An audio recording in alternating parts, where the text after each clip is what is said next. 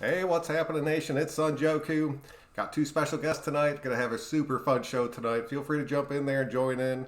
We're gonna be breaking down a lot of different teams tonight, but we're gonna be mainly focusing on the Raiders. So jump in there, check it out. We're gonna start off with the breaking news that just came out.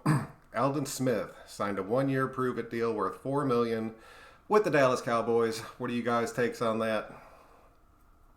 It's interesting, man. Um, I mean, he's got all the talent to be a premier edge rusher, and those guys are always going to get another chance. But if he can stay out of his own way, like we talked a little bit before we went on here about how, in my opinion, I think he's like the Josh Gordon of edge rushers. I mean, all the talent in the world, but just can't stay out of his own way. So Dallas has a shot at getting a real steal with him. He could beast down there. They got some other pieces that could complement him too on that defense. So I don't know. What do you think, man? Yeah, I mean, when you look at it, it's high risk, high reward, right? It's $4 million. It's only a 1 year deal. You might have a PR nightmare on your hands, but Cowboys PR staff is used to that, so Yeah, whatever. yeah. That's a good point, man. I mean, they can afford to take the gamble. He doesn't seem like he would be able to shake the core structure of the leadership on the team. Dak's pretty much taken over that team by force. And they made him and Zeke the I face was of gonna the say, division. I think it's Zeke's team, but I get it because of the quarterback dynamic. But I, I don't. Are they all in on Dak? I don't That's know. what you're about to find out, whether or Is not that they man give gonna him that take money it? or not. Yeah, exactly. I mean, he's asking for the world, and I don't know that he's worth more than like Russell Wilson or something like that.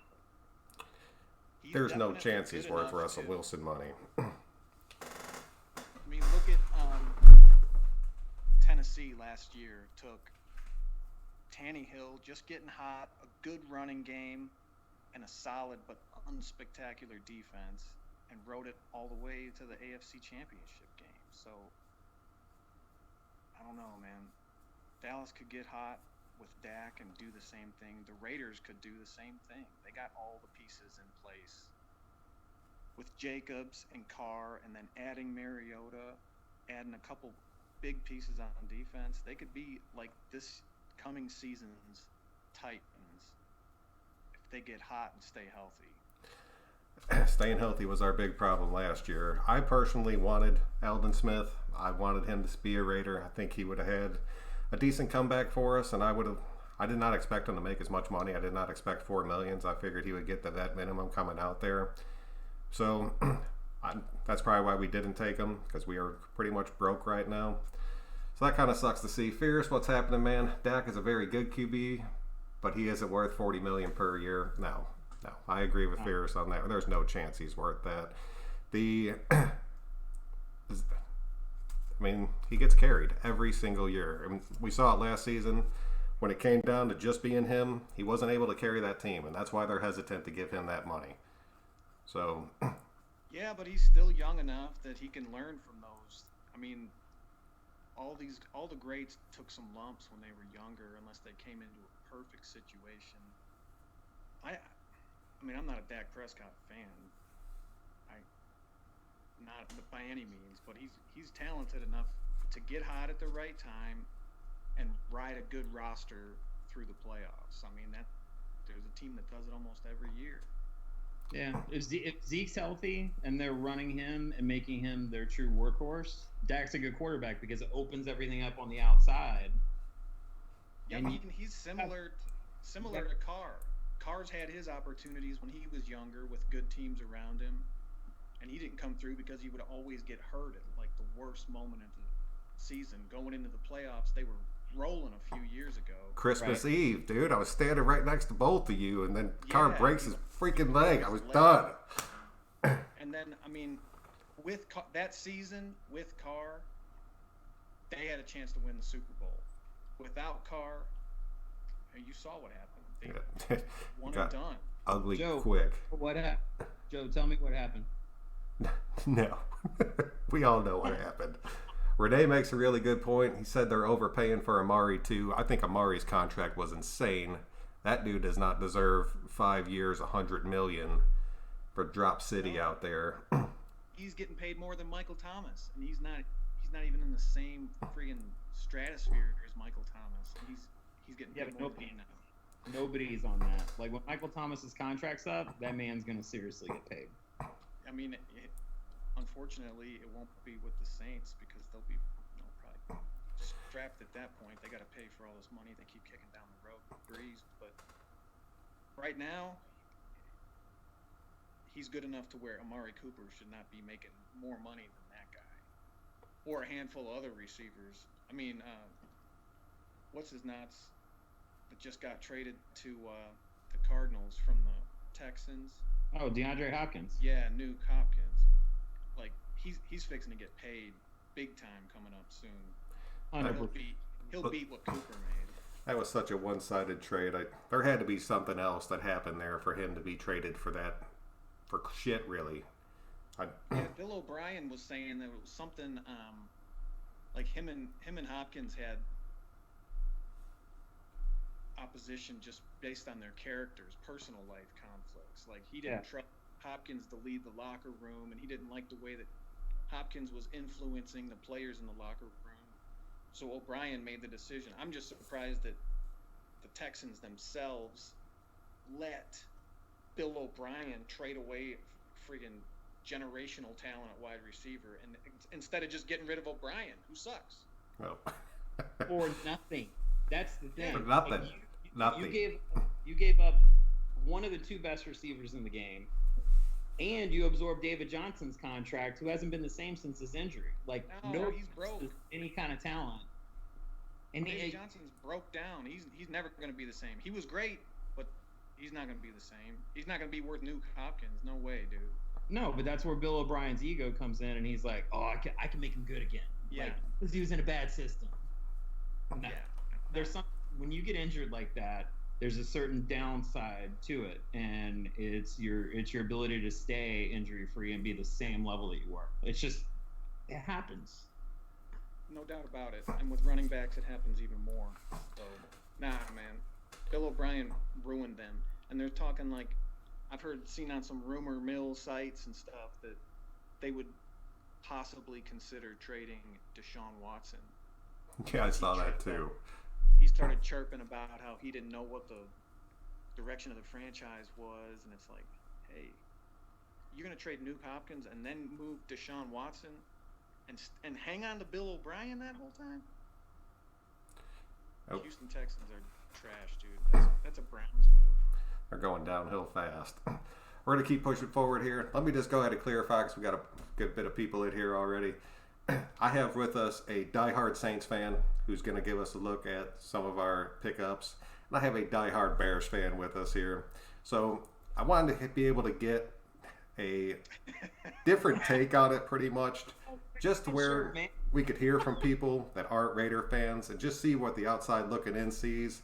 And just kind of get these dudes have a lot of knowledge, a lot of information. So I definitely wanted to hear from them. All right, so let's start pushing forward. Brady to the Bucks. Does that make the Bucks a contender immediately, or do you think Brady is pretty much past his prime, going to take these last 2 years of his big contract, get paid, and just kind of ride off into the sunset? No. I'll take this first because you're the Saints fan. That's what people really want to hear. So I'll just chime in with my opinion and then you can close it.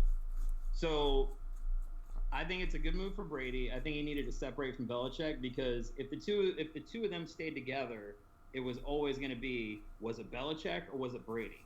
And now we're finally going to find out. Brady didn't look great last year, but he also didn't have any weapons. Now he's got two of the top 5 or 6 receivers in the game. Yardage-wise, you're talking top 3, but you're talking about top 6 overall receivers right now to just bam, bam, bam. They have to get a small inside guy. They have to get their Wes Welker or their Julian Edelman in there to be able to do that. But O.J. Howard's going to have a huge year. If they get the running game going to protect Brady, I think he's going to start throwing darts again. The only downside to this is, and their defense is good. They re-signed Sue. They got some other guys in there that can make some noise on the defensive side. The only problem is that you're potentially in the toughest division in the NFL. The quarterbacks that are in there with Ryan and with Breeze, and then even Teddy Bridgewater. It's going to be interesting to see what happens there because Carolina's gotten better. It's a tough division to play in. But if Brady can utilize these weapons in the right way, you're talking about him being back to where he was. He had one down year, and everybody's like, oh, he's done. He's 40-something years old. He's done. Breeze is still doing it because he's got weapons. So I think it's a weapons thing. I think Brady can thrive, and I think it's a great move for Tampa. I think it's a good move for Brady personally. And it's warmer weather. Go down there, relax, enjoy the beach. It's more chill. But I don't know. They could pull a wild card, in my opinion. I don't know that they can win the division, but they could pull a wild card out of it and possibly do something in the playoffs, especially with the expansion to 3 teams now. Yeah, that's a good point, dude. Widening that playoff field is going to make a big difference. It's going to look a lot different, I think, too. The Bears would have made it 3 years out of the past 8 if they just would have let in the 7 team. I was so pissed when I saw that on Twitter. I was like, are you kidding me? Really? Say that shit? Nah, you made a lot of good points, dude, about the Bucks and Brady. He does have weapons. Godwin and Evans are beasts. I mean, either one of those guys are a number 1 on most teams, and he's got 2 of them. So the weapons are way better, except for running back in Tampa. Yeah. The passing option weapons are great, but they don't have their offensive line is shaky, dude. It's shaky at best. It's not to the level of New England or what he's used to. I think they'll probably add a running back in the draft. So depending on who they get, that could be a difference maker for that offense too. I think they'll be all right on offense. Barber left, so they're just on Ronald Jones right now? Yeah, pretty much. It looks like Ronald Jones. Barber's still a free agent, I believe. But he signed with the Giants? Hey, I read it. Barber signed somewhere. I don't remember where. But, I mean, shit. I mean, Peyton Barber, come on, dude. Ronald Jones has more upside than Peyton Barber ever had, but I don't believe in Ronald Jones either. Maybe they get somebody that could be a difference maker, and he's going to have to be more in that James White mold of running back. That's what they need. Somebody that because Brady loves dumping the ball off. So I can see them getting a little veteran scat back, somebody like that he can dump the ball off to. They'll pound him and Jones in a committee. And you were right, their defense, their front 7 is solid on defense, but their secondary is dog shit. It just gets shredded. So, yeah.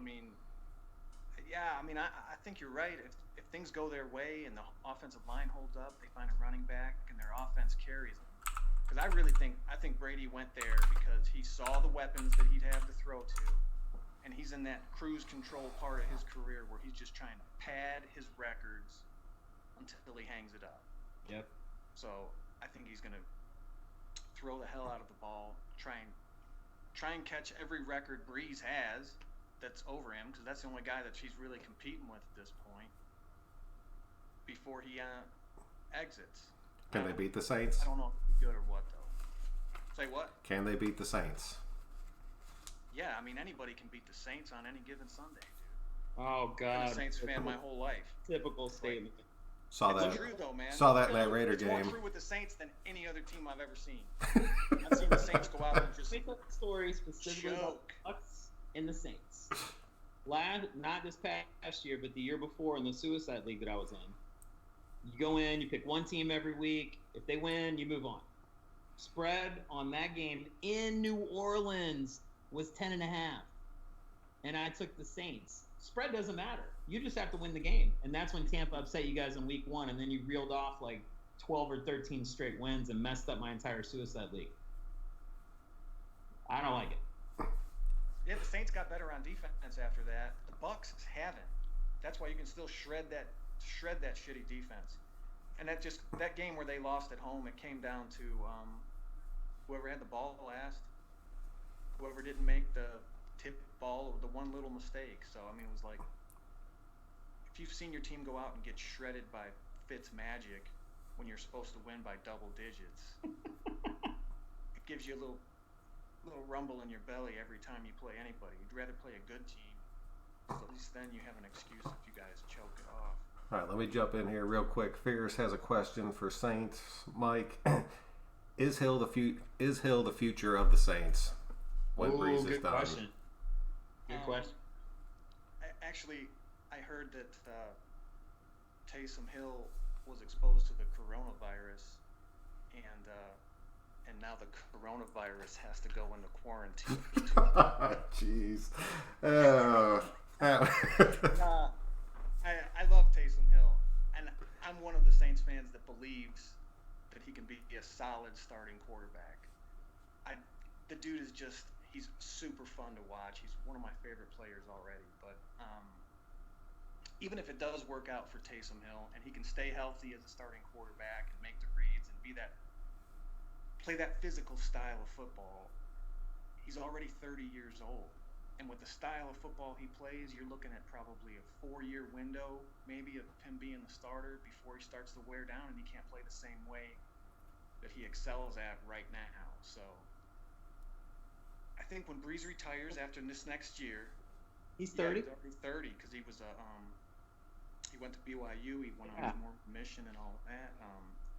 So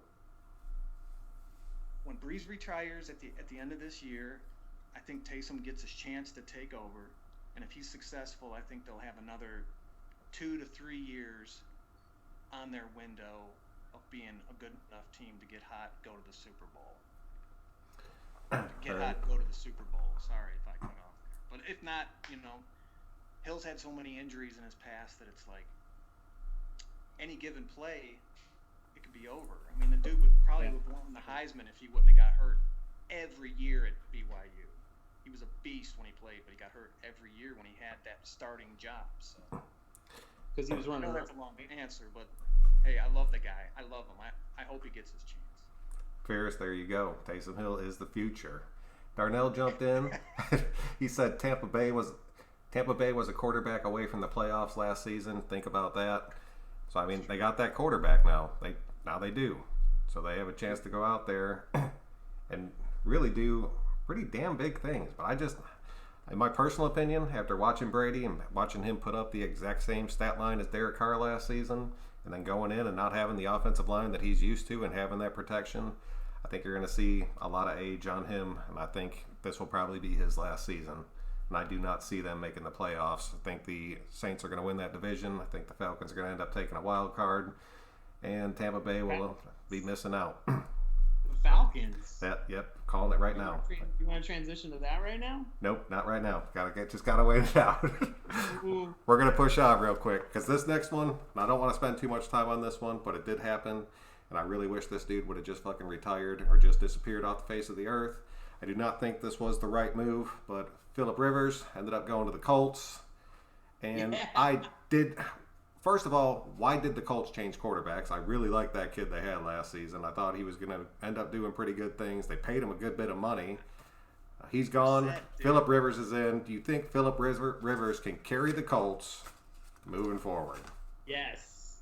Yes. Good. We have a disagreement. We can counterpoint it. All right. Who backs him? I back him. All right. You go first on this one. I mean, the thing about Phillip Rivers is the guy throws for 4,000 yards every year, throws 35-plus touchdowns. He reads the game. He's a super big competitor, and that defense in Indy is sick. And if they had the protection of somebody that's putting up points, that defense is going to get even better because they don't have to be on the field as much. There's not as much pressure. They just have to make a stop here and there. I get why he parted with the Chargers. I totally understand that, but the guy is still a prolific passer. And granted, he had Keenan Allen. Keenan Allen's great, and he had two backs that were stellar catching out of the backfield, where he got a lot of his yards from. That's where Indy's got to fill in the gap and say, okay, this is what we're gonna do. But Jacoby Brissett, they invested in him. They saw it up close firsthand, and they made the assessment that we have a better option with Phillip Rivers. They know best at that point in time. They saw enough of him. I watched a couple Colts games where I'd either bet on them or I had him in the Suicide League, and it was traumatic to watch their offense work.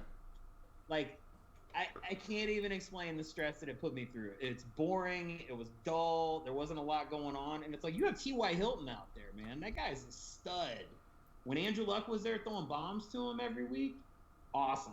Fun, exciting. Andrew Luck would get me 0 points in fantasy in the first half. And in the second half, shit got crazy.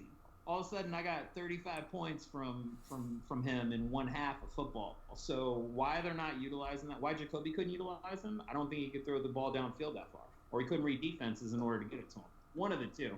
But Phillip can do that, and so I'm a fan. All right, there you go. So counterpoint on Rivers, dude. I'm sorry, I got to move around a little bit. I'm trying to plug my phone, and I'm about to die here. But dude, Rivers is done. He's broke down old lady. Why? Because he's got like 13 kids. He's got the dirty dozen at home. He's just he's just done. He looks like he has a noodle arm. He never had. He has this funky release. I can't stand Phillip Rivers. So maybe I'm biased because I can't stand what a little bitch he is. But I know everybody on this chat is biased. I know that I'm probably the only one going this route. I think he's got a noodle arm. He had options for days with San Diego that carried him, I believe, through his entire career. I mean, yeah, Keenan Allen's a beast. Mike Williams is a beast. When Hunter Henry was healthy, he was a beast. He's always had little receiving running backs. He had Sproles for a minute. He has always had these guys he can just dump the ball off to make up for his lack of arm strength. Danny Woodhead, what he was. Yeah, no doubt. Yeah. And then he's going to go to Indy now, where he's got T.Y. Hilton, who's just like, he's a great receiver, but he's more of a straight deep threat. I mean, you got to use T.Y. Hilton to his best, you got to throw in that deep ball. You got to get him vertical. And Rivers doesn't have the arm left. I don't think he has the arm left to do it. No. Do you know how many Keenan caught long? I think they're timing routes. I think those are the same routes that Breeze is throwing now because Breeze's arm strength is diminishing. So he drops back. It's like a 3-step drop and just let go. Not scrambling for a second and then launching it down while T.Y. breaks it off on a double move. You know what I'm saying? Yeah. I mean, that's my view, though. I mean, I'm wrong all the time, too. So it's like he could pan out, but I don't see it. Marlon Mack in the backfield, who had a good year. T.Y. He's Hill. not a pass catcher, though, is he? Mack's a straight between the tackles grinder. Not really. They got their backup is Naheem Hines, who I don't even know who that is. No, and then Hines is good, dude. There was a lot of hype around Jordan Wilkins, but I didn't see enough out of him to think that he's the guy. So maybe that's what they tackle in the draft. Wilkins is a grinder, too. He's more of a between the tackles type guy. But Naheem Hines, that dude's fast as all shit, dude. He's got, like, legit 4.3 speed, and he can catch. So, but he's not an every down back. I don't know, man. If you're asking me my opinion on Rivers and the Colts, I think it's a flop. I think the Colts end up tanking at some point, cutting their losses, hoping that they can get one of the big guys next year, or even like Kellen Mond from Texas A&M. That's what I'm seeing a lot of in the chat, and I completely agree with the chat in this one. He's a prolific interception waiting to happen. Rivers is done. The Colts must be desperate. And I mean, hopefully Phillip Rivers, this is his last year. Thought it should have been his last year. Thought he moved to Florida to retire, and ends up taking a job in Indy just to swamp another team down. All right. This is blasphemy. Everyone here is biased because they're Raiders fans. Let's keep pushing it on here, okay? Because this next one scares the shit out of me. I know it's just a rumor at this point, but I truly believe if this happened, this would completely flip the AFC West. But part of me thinks this dude has also lost his mind wearing the shorty shorts he showed up in the other day. If Cam Newton goes to the Chargers, will the Chargers become an instant contender on that team since they will, if he's healthy? If he's healthy. He's not. He's not healthy? He's not healthy, and absolutely not. Cam Newton is a scam artist. Oh, His I best saw- years were when he had bomb threats that he could scramble around and then just friggin' launch it as far as he could and have Ted Ginn run underneath it.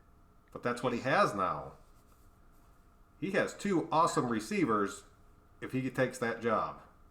He has a good running game if he takes that job, and their defense is jacked right now. San Diego's got, I mean, or not San Diego, the Chargers. They got a lot of good pieces. Cam Newton would ruin it, dude. He sucks. He sucks. My God. In all transparency, everybody watching this, I'm a Georgia guy. I cannot stand Scam Newton. All like him stealing laptops at Florida and getting kicked out, and then going to Auburn, getting paid to go through his father's church. Very, very sketchy. I don't care what the investigation yielded. Like, it's just very sketchy. And then his MVP year, great, whatever, but he's gone downhill. He hasn't done anything. He can't make the receivers better. You have Christian McCaffrey, who, in my mind, is the best back in the league. I mean, for that guy to be able to have the output that he has on a regular basis, and you can't make these other receivers good based off of that, using that as a decoy. I don't know if that was Rivera. I don't know if that was Scam, but I'm not a King fan. I never have been. I never will be. It's not working for me. I don't think that's a good move for San Diego, but San Diego might be in dire straits and go, you know what? It'll put butts in seats because we got to fill this new stadium that we're building. Yeah, well, I don't know, man. I agree with everything you said. Cam is not a leader either. And he's not a leader of men. So I don't see him signing in there. I think they'll be smarter than that. Chargers have other options, not to waste that time. Chargers take Herbert in that draft and end up just trying to start over completely because that's going to end up falling. They're going to have a shot at him or Love in that draft coming up. And I don't like guarantee Herbert either. they take one of those two. Nah, man, I wouldn't. If I was a Raiders fan, I wouldn't be worried about Cam. If I was a Raiders fan, I'd be hoping that the Chargers are dumb enough to sign Cam Newton, give him a bunch of money so he can go in there and ruin that locker room and choke that offense, choke it to death. I would take that all day. All day. Let me see what these guys are. Fear says that he hopes Cam stays far away from the Chargers. Cam the Scam did go to the Super Bowl and he should have won it. In that Super Bowl, he got ate up by Von Miller, and it ruined his career. It literally ruined his career how bad he was beaten in that game. That was when you saw him change. It made him go vegan, which is why his injury. He ran away from a fumble in that game. Like he looked down at the fumble, and then he saw somebody bearing down on him, and he turned away to try to recover his own fumble. I mean, dude, whatever. I agree with you. Like, his leadership is poor. He's gonna end up on RuPaul's Drag Race within the next 3 years. You're thinking back to the bonnet, right? The bonnet when he wore that Yeah. He'll be a judge. He'll be a celebrity judge, man. I mean, hey, that's great if that's what you're about, Cam. I mean, I support you, but you need to find your way out. All right, let's keep pushing on here. We're going to get into the Raiders breakdown to get your guys' opinions on this team from the outside looking in. One of the biggest things that has the nation completely divided right now, like completely divided, was us bringing in Mariota. There's a ton of people saying that we are bringing him in to take this team over. It's the reason he has the contract that's backloaded with a ton of incentives back there. And so he's going to win this starting job. He's going to take over. He's going to push forward and lead this team to greatness. For everybody that follows this channel, you know exactly where I stand on this. I've watched Mariota steadily decline over the past 3 years, and then lose his starting job. I've watched Carr get better and better underneath Gruden, and I think he's about to shatter his ceiling. But from you guys, from the outside looking in, looking at that contract, is Mariota coming to Vegas to become our starting quarterback? Want me to go? Yep. Yeah. I don't think so, but I think it's a good move, and I think Raiders fans should be rooting for David Carr to have a great year, because I touched on it earlier, actually, like with Tennessee last year. Mariota backed up Tannehill. Tannehill led that team. That offense put in a couple of packages for Mariota to still participate during the game and add a different element to their offense. And if I was a Raider fan, I would hope that Mariota brings the same thing. He's a solid backup, great insurance plan for Carr, who has made some very ill-timed exits from seasons that were going really well. And then at the same time, Gruden finds a way to, put a couple packages in the offense for Mariota to get in there and do the things that he does real well while still keeping him healthy.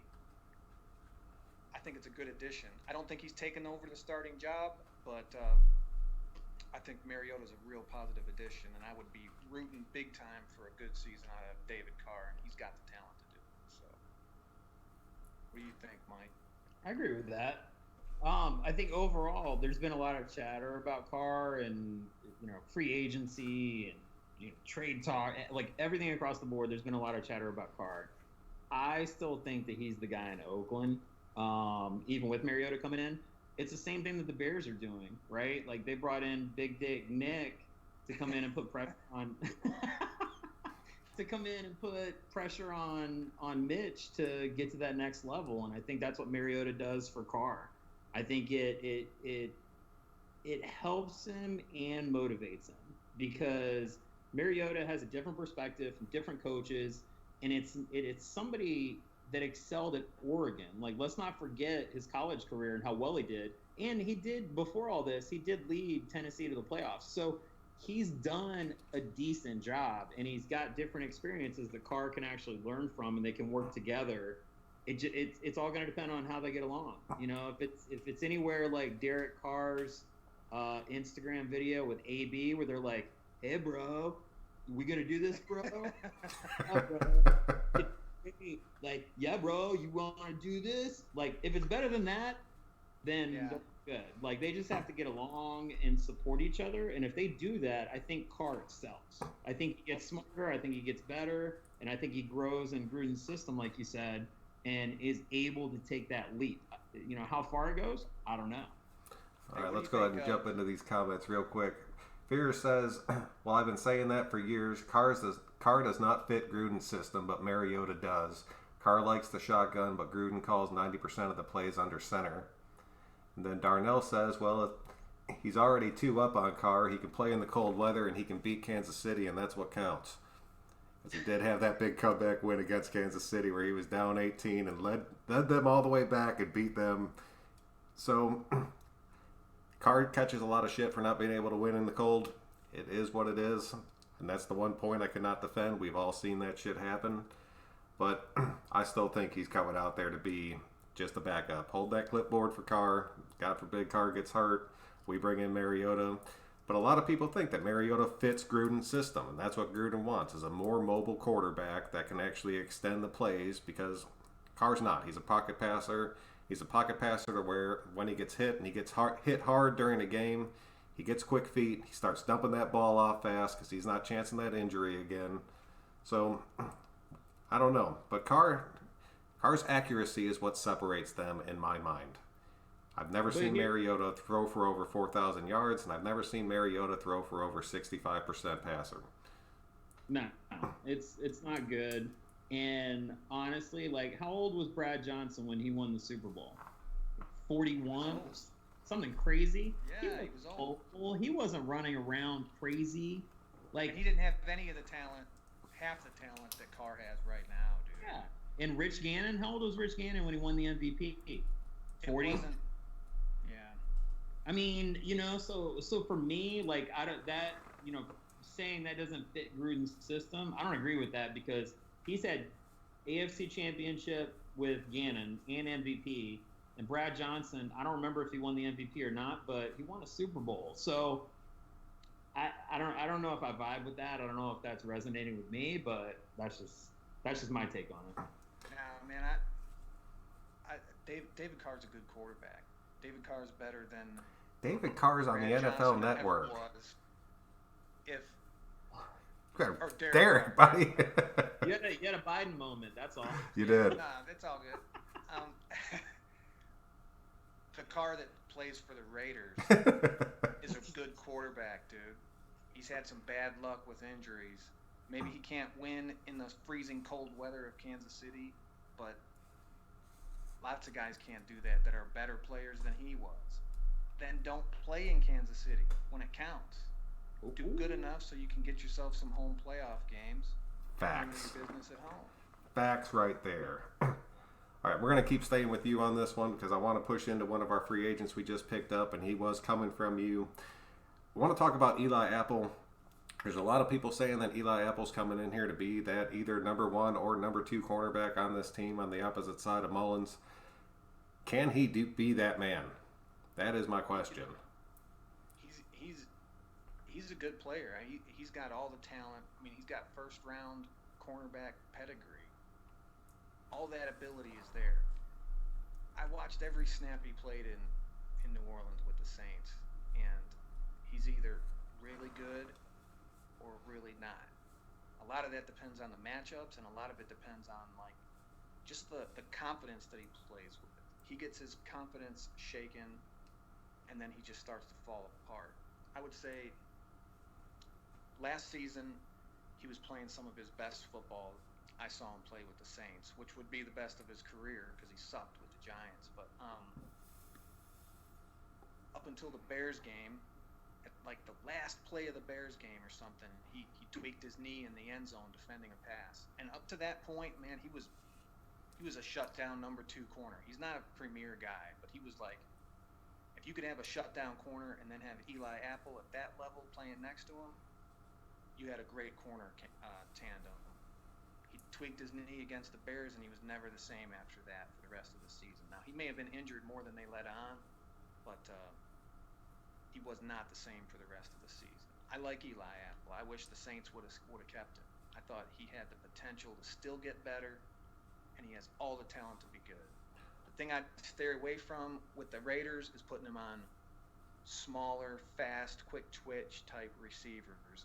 Like Calvin Ridley, when they matched up against the Falcons, Ridley ate his lunch all game long. Next time they play the Falcons, was that the 3 touchdown game that Ridley had, or no? It had. I mean, I remember seeing him get eat up by Ridley bad every time he played against Ridley. They played against the Cowboys when Michael Gallup was healthy. Gallup ate his lunch. Those little faster guys that can do double moves and get deep, they eat him up. He bites on double moves hard. But the next time they played the Falcons, they put Marshawn Lattimore on Ridley and put Apple on Julio Jones with help over the top with the safety. And he did fine, man. I mean, Julio didn't kill them. So I think that if things work out and he's playing confident, I think you guys will be happy with Eli Apple if he stays healthy. He's physical. He's bigger than you think. He's a good tackler. He creates fumbles. He's got to play at his confidence level where he trusts himself and he trusts himself to make the play on the ball. So, but he's a good player. I think you guys will be happy with. Nice. Anything you want to add on that? Eli. Yeah, I mean, with Eli, it's the thing. I always look at if a guy stays with the team because anytime you go through change, it's like, okay, why did they leave? And when they go to multiple teams, it starts to become, okay, were there other things at bay? I don't know, because Eli coming out of Ohio State, going to the Giants, going to the Saints, and he went to the Giants when they were good. And they were like, nah, we can't deal with this. And then he goes to the Saints, and they're like, no, we're okay. There's obviously some red flags there that you kind of have to be aware of, and Mike knows better than I do because I'm not super close to it. But I do remember him getting torched a couple times, but I also remember him making good plays, getting tackles on the outside. He gets burned from time to time, and you have to deal with that. That's part of football, but you have to limit those as much as you can. And if you have to constantly put a guy over the top, I'd rather a guy that can play isolation and be on an island, but how many backs can do that in the league? So, it might work out. You have to support him and not leave him on an island, but that compromises you if the other team's run game is strong or they're running slants across the middle and things like that. Right on. And then I guess my last question would just be this is just a real quick yes or no. Can he blitz from that cornerback position? Is he fast enough to do that? I know there's. He's definitely fast enough, and he's big and physical enough to get it done. The Saints didn't ask him to blitz a whole lot because they relied a lot on single coverage on the outside with those two outside corners, and then they bring down a strong safety or a linebacker in a nickel set and blitz him. So they didn't ask Eli to blitz a lot with the Saints defense, but he's got the skill set and the athleticism for it, and like I say, he's a solid tackler. So I mean, he's gonna make some plays, and you guys are gonna be like, "We gotta steal an apple," and then he's gonna make another play, and you're gonna be like, "This kid." That's how second cornerbacks go, though. As long as he's your number 2 and you're not putting him on an island against the best receiver of every team you play, I think he'll be solid if he's healthy, man. Like I said. That's what a lot of people are saying. If our front seven can dominate, then Apple and the secondary as a whole will shine. That's facts. I mean, there's a chance. I don't know much about that other corner that you mentioned. I don't know if he's like a... Trayvon Mullen was a rookie last season, came out. He actually did not start, but then when we got rid of Connolly, we ended up starting him off, and he played pretty damn good. So there's a lot of hype behind him. He's got size. He has speed. I really think he can handle those number 1 wide receivers out there, and then we will have Eli as that number 2. But if it is somebody that's real fast and real shifty, like you were saying, then we can put Mullen on him, and then hopefully Apple can cover that Julio or that Mike Williams. To play the shiftier guy right on. And then Darnell says yes. Now we have Mullen. Mullen is a number 1 cornerback in my opinion. I really think he is a number 1 corner too. I think we got a true steal in him in the second round. All right, let's keep pushing on here. This one, I still you told me how to say it. Kwiatkowski from the Bears. As soon as you said it, how do you say it? I was like, yeah.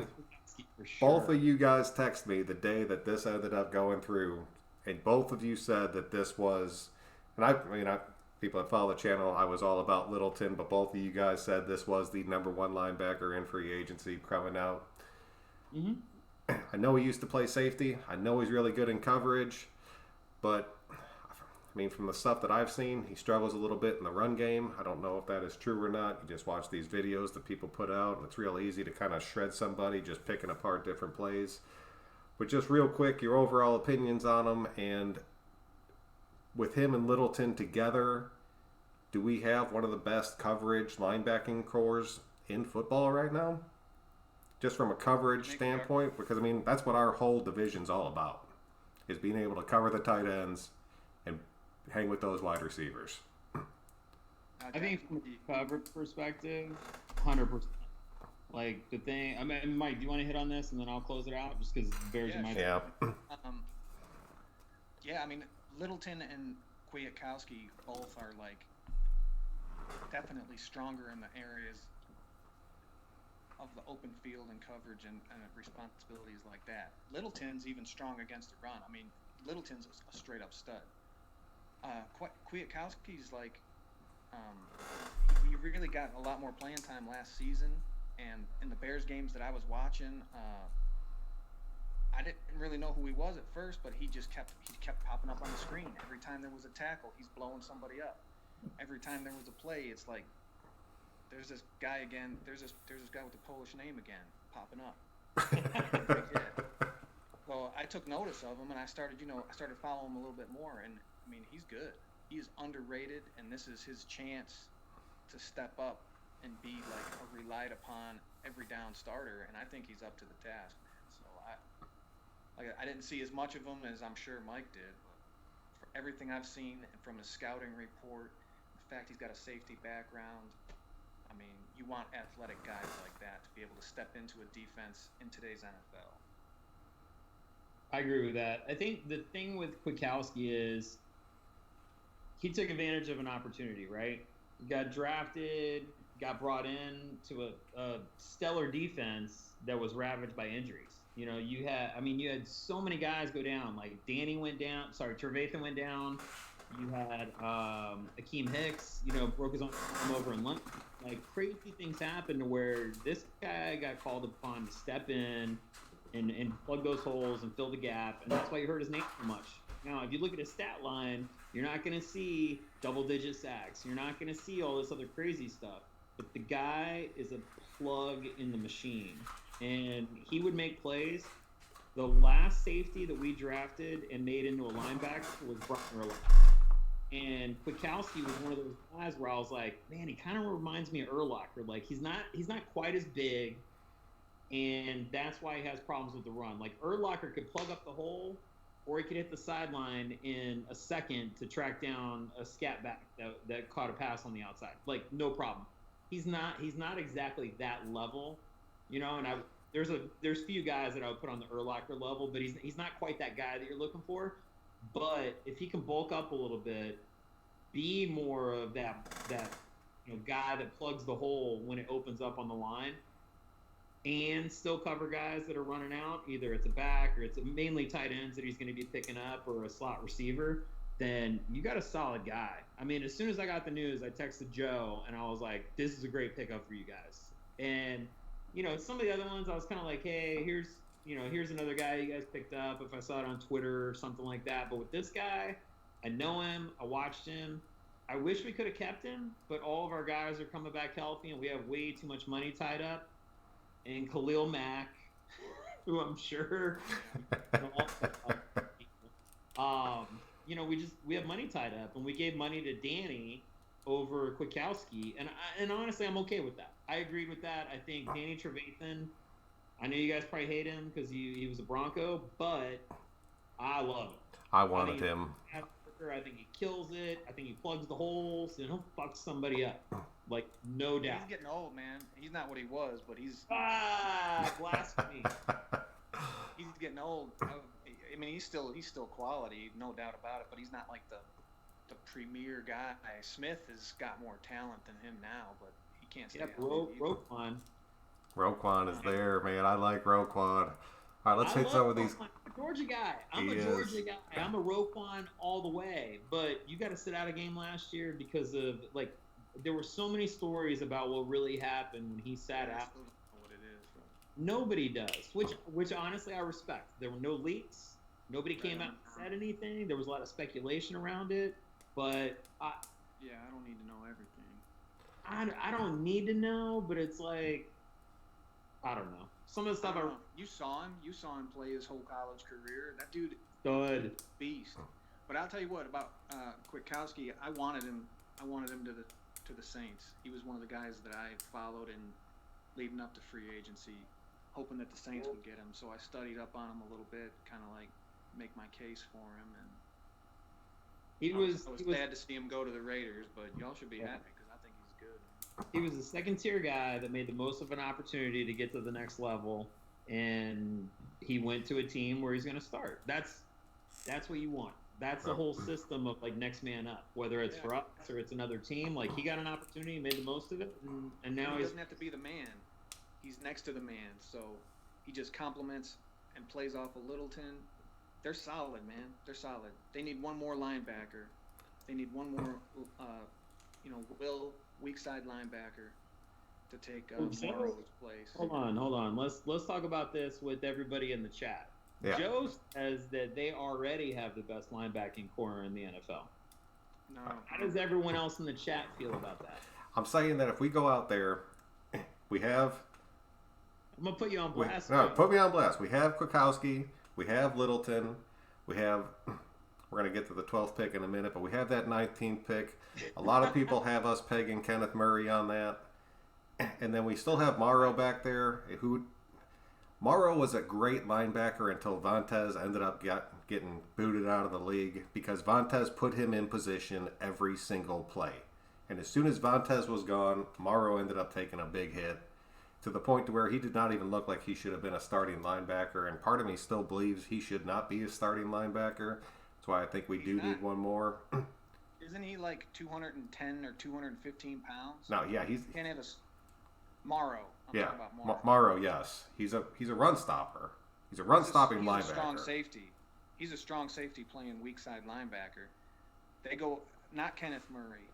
They go out and get Patrick Queen in the first round. Plug him in at weak side linebacker, and then I'll give you that they got the best linebacking core, or arguably the best linebacking core in the NFL. or even just they add Patrick Queen. You think Queen's the guy? I think for them, Queen's the guy. You think if for Simmons them, drops, we Queen's the take guy. Simmons at 12? If Simmons is there at 12, you shouldn't even. It should be one of those where it's like, and now the Raiders are on the clock, and the card's in. Because Simmons is the best linebacker in the class, man. All right, let's hit But some more of these. Queen's number 2, and Queen would be a perfect fit in that Raider defense at that will position. You put Because Queen you above couldn't take Murray? him off the field ever. He could play that hybrid role, but he could fill for the run way better. I'm not taking any linebacker out of the Big 12. Sorry, that's just the principle. Like, there's no defense in that league. I'm sorry, that's irrelevant to me. All right, the comment section is kind of. SEC. I'd go SEC all day. Yeah, I mean, I like Kenneth Murray. Kenneth Murray's a way more of a middle linebacker type. He's a Mike. He's going to lead a 4-3 defense. He doesn't fit what Oakland or what Las Vegas has right now at linebacker, where Queen would complement both Kwiatkowski and Littleton and give them a super athletic group of linebackers that they could keep on the field for all 3 downs. That would be a huge difference maker for our team. All right, we're going to push over real quick to the offensive side of the ball. The chat's starting to go that way. Fierce is saying, what about this kid out of Appalachian State, Davis Gaither? He will be a true steal. I honestly do not know much about him. Do either one of you know that kid out of Appalachian State? He's a running back. What's his name? Davis Gaither? All right. Truly don't know. I do not know him, Fierce. I apologize for that. But one of the biggest needs... I'm sorry, what? A linebacker. Yes. Oh, okay. Yeah, I know him. Yeah, he's ranked number 8. No, he's basically, if you can't draft Patrick Queen in the first round, then you take Omar Davis Gaither on the second day, if you can, because they're super similar. Only I think Gaither brings more as a pure pass rusher, edge rusher, probably than Queen does, by a little bit. Queen's the better prospect, but he's going to go in the first round. So, yeah, Davis Gaither, he's good. I've heard a lot of good stuff about him in the linebackers that I've studied leading up to the draft, because that's one of the needs that the Saints have. So, no, he's a good player. He's coming off some kind of minor injury or a core muscle surgery or something that he had at the combine, but he should be good to go.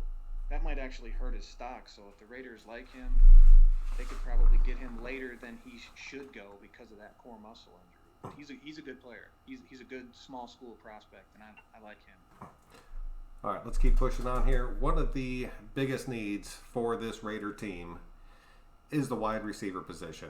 I beat this like a fucking dead horse on this channel, and it pretty much comes down to we do not have a number 1 wide receiver. I thought we were going to take care of it in free agency, but there honestly, in my opinion, was not a true number 1 out there. So we're looking more towards the draft. We have that number 12 pick.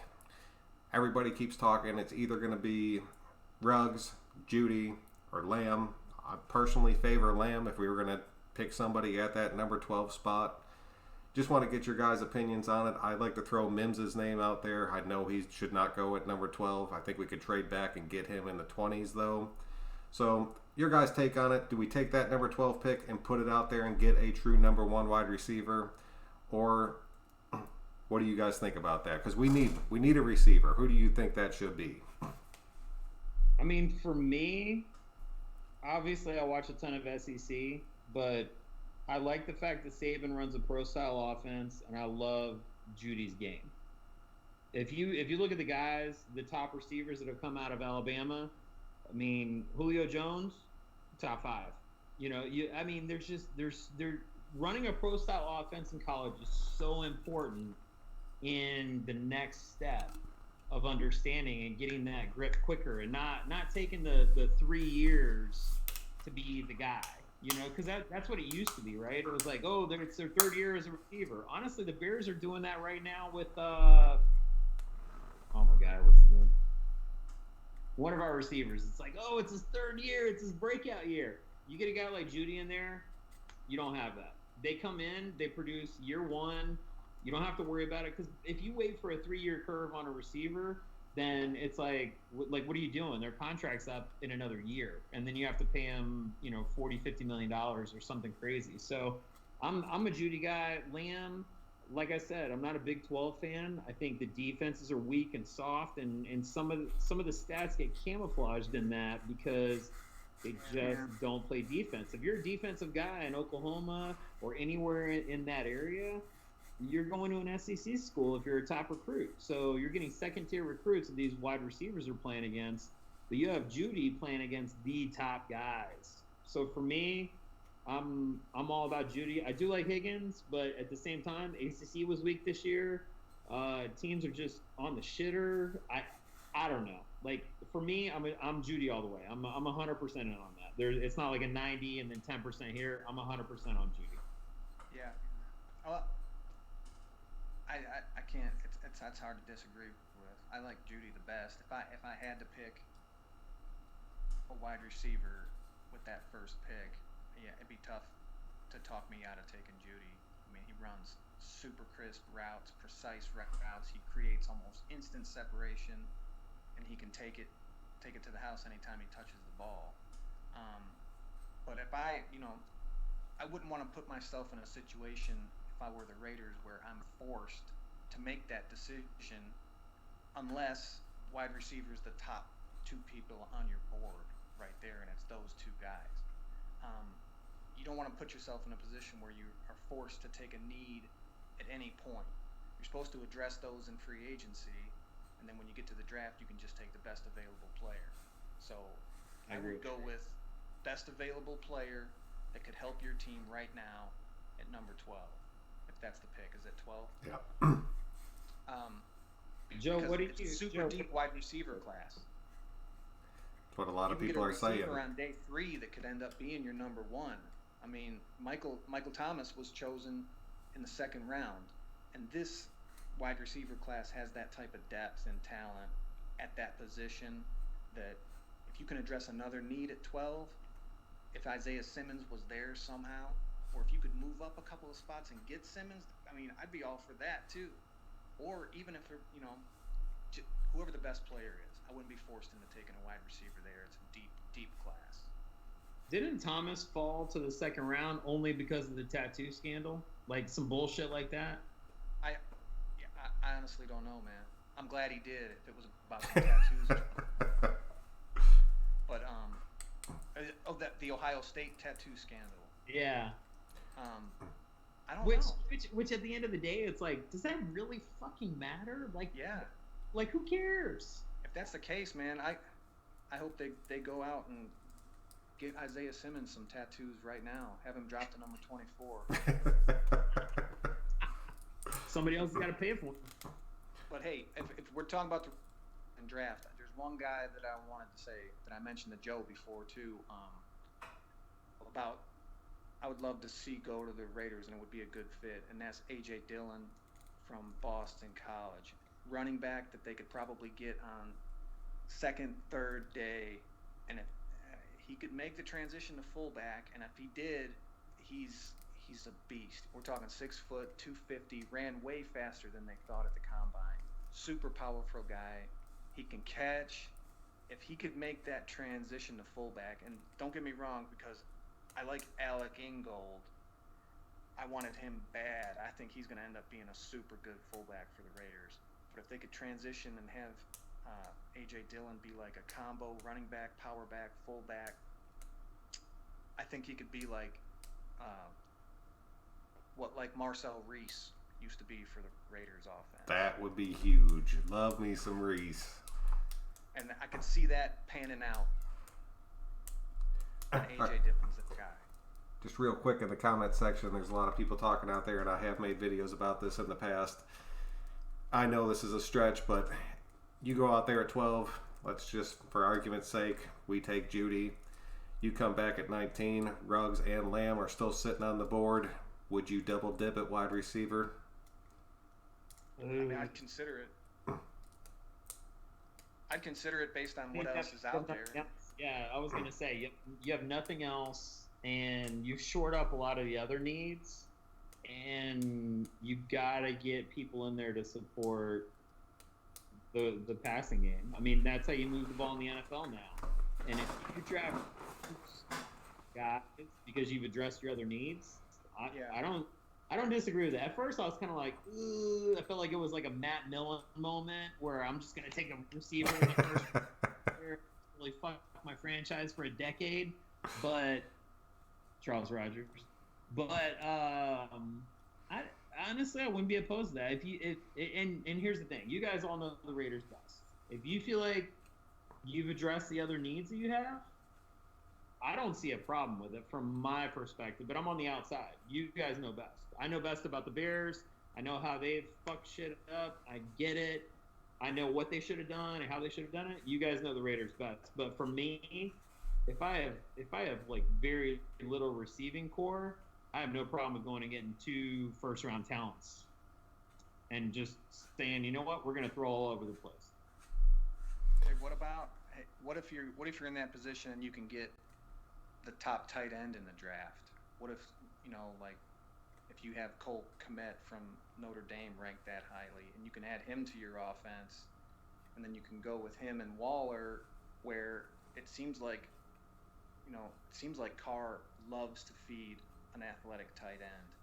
So now you put 2 out there, and you kind of do what Baltimore has kind of set the model for, where they go tight end, and then you just go a lot of what do they call it, like 11 or 12 personnel, where you have 2 tight ends on the field, single back. You can use one of those guys in the slot. I'd like to see him go that route. It seems like it would play to the strengths of Carr, getting another big-bodied receiver out there that he can trust to go to. That's fair.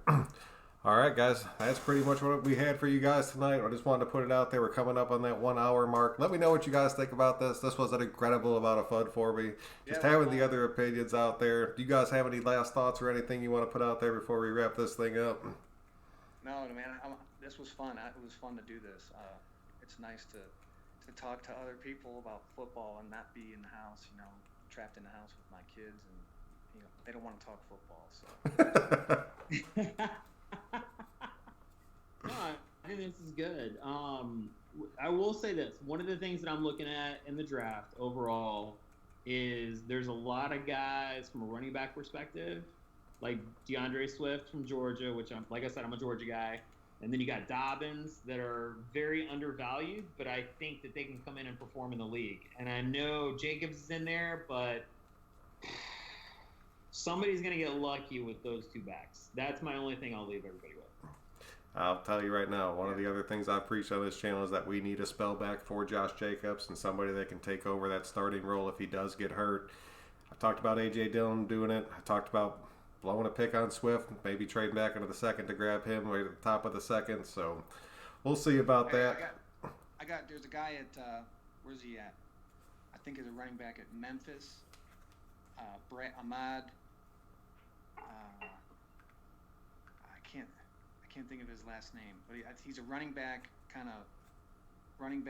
wide receiver hybrid, and he played at Memphis, and he's coming out in this year's draft, and he ran like a blazing 40 at the combine. And your Raiders love these super fast, athletic guys.